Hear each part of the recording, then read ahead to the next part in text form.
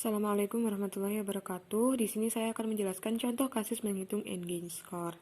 Nah, dalam kasus ini, saya mengambil kasus menghitung N-gain score dalam mata pelajaran PPKN materi pers menggunakan metode pembelajaran cooperative learning. Jadi nanti ada nilai pretest setelah dilakukannya metode pembelajaran cooperative learning dan nilai post-test pretestnya sebelum dilakukan metode pembelajaran cooperative learning dan post-testnya sesudah dilakukan metode pembelajaran cooperative learning.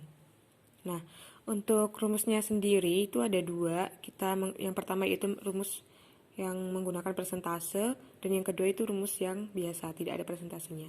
Nah, untuk yang pertama saya akan menggunakan rumus persentase. Nah, di sini ada tabel berisi nomor, nama siswa, nilai pretest dan nilai post-test. Untuk siswa yang pertama, nama siswa AS, nilai pretestnya 70 dan nilai post-testnya 86. Begitu seterusnya sampai siswa nomor 11. Nah, di sini skor idealnya bernilai 100. Langsung saja kita masuk ke dalam rumus. Yang pertama rumus persentase ya. Jadi rumus N-gain itu sama dengan skor post-test min skor pretest per skor ideal min skor pretest dikali 100%. Kemudian langsung kita masukkan skor post-test pretestnya seperti dalam rumus. Skor post-test tadi di sini 86. N-gain sama dengan skor post-test 86 min skor pretest 70. Ini ya, skor pretestnya 70 per skor ideal 100 min skor pretest 70 dikali 100%. Sama dengan 16 per 30 dikali 100% sama dengan 53,33%. Begitu seterusnya sampai nomor 11. Kemudian ini di sini saya sudah buat tabel di mana hasil N-gain skornya dalam bentuk persentase ini ya. Untuk siswa AS, N-gain skornya 53,33%. Siswa AM, N-gain skornya 35,48%. Begitu seterusnya sampai siswa nomor 11.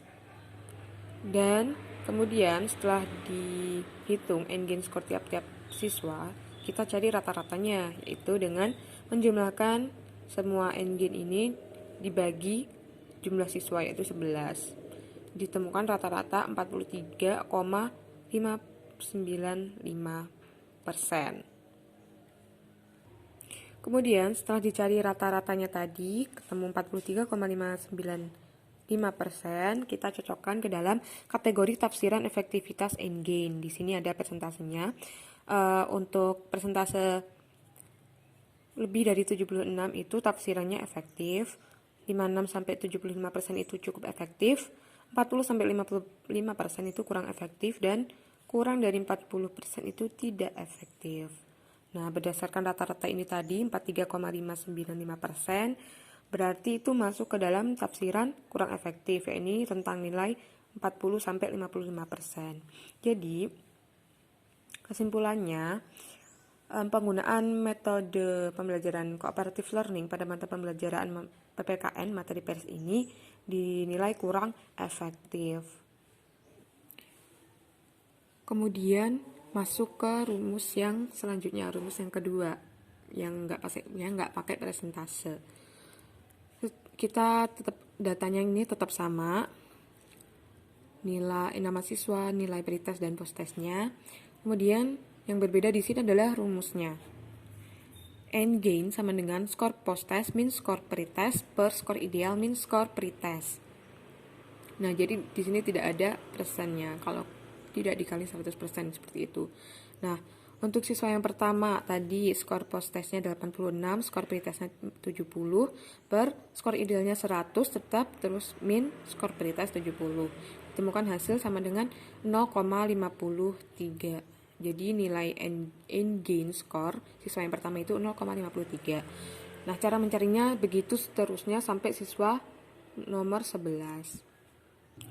Setelah diketahui N-gain skornya 0,53, kemudian kita masukkan ke dalam tabel ini. Tabel ini berisi nama siswa dan nilai N-gain skor tiap-tiap siswa.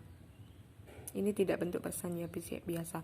Untuk AS tadi N-gain skornya 0,53, siswa bernama AM N-gain skornya 0,35, begitu seterusnya sampai siswa nomor 11.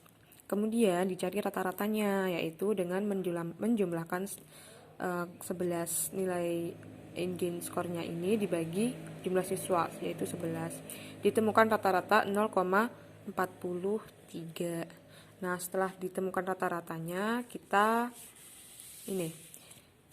menuju ke kategori tafsiran efektivitas N-gain. Di sini ada jika min 1,00 kurang dari sama dengan gain kurang dari 0,00 itu interpretasinya terjadi penurunan. Jika gain sama dengan 0,00 itu interpretasinya tidak terjadi peningkatan. Jika 0,00 kurang dari gain kurang dari 0,30 itu interpretasinya rendah. Jika 0,30 kurang dari atau sama dengan gain kurang dari 0,70 itu interpretasinya sedang. Jika 0,70 kurang dari atau sama dengan gain kurang dari atau sama dengan 100 itu interpretasinya tinggi. Nah, sesuai dengan rata-rata di sini tadi ditemukan rata-ratanya kan 0,43. Langsung kita cocokkan di sini. Berarti 0,43 itu dia masuk ke dalam interpretasi sedang. Seperti itu. 0,43 benar. Dia masuk ke dalam interpretasi sedang. Ini rentang nilai N-gain 0,30 kurang dari sama dengan gain kurang dari 0,70. Sekian dari saya.